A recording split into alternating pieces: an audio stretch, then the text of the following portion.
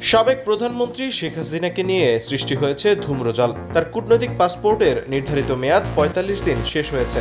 এখন তিনি ভারতে কি অবস্থায়, কোন মর্যাদায় অবস্থান করছেন তা নিয়ে নানা জল্পনা। এ নিয়ে ফিনান্সিয়াল টাইমস একটি প্রতিবেদন প্রকাশ করেছে। তাতে বলা হয়েছে, হাসিনা এখন ঠিক কোথায় আছেন তা নিয়ে দিল্লির নৈশভোজগুলোতে আলোচনা হচ্ছে। ৫ই আগস্ট বাংলাদেশের একটি সামরিক হেলিকপ্টার যোগে ভারতের গাজিয়াবাদের কাছে একটি বিমান বাহিনীর ঘাঁটিতে অবতরণ করেন। তখন থেকেই শেখ হাসিনা ভারতে অবস্থান করছেন, এ বিষয়টি নরেন্দ্র মোদীর প্রশাসন নিশ্চিত করেছে। এর চেয়ে বেশি কিছু জানায়নি ভারত, তবে বিষয়টি নিয়ে মানুষের আলোচনা চলছেই।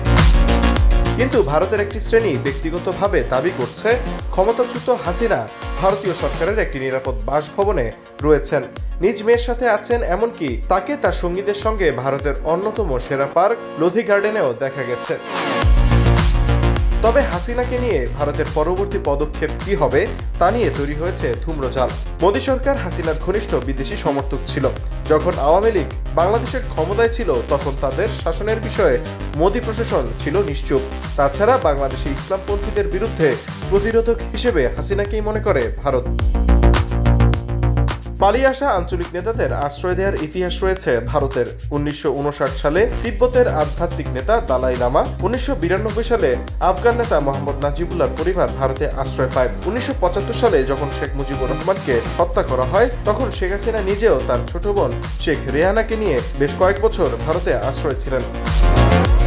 প্রতিবেদনে আরো বলা হয়, জুলাই গণ অভ্যুত্থানে শত শত হত্যার জন্য হাসিনাকে দায়ী করছে ডক্টর ইউনূসের সরকার। যদি বাংলাদেশের নতুন সরকার তাকে গ্রেফতার করতে চায়, সেই উপায় আছে বাংলাদেশের হাতে। প্রত্যর্পণ চুক্তি রয়েছে। তত্ত্বগতভাবে এই চুক্তিকে তার বিরুদ্ধে ব্যবহার করা যেতে পারে।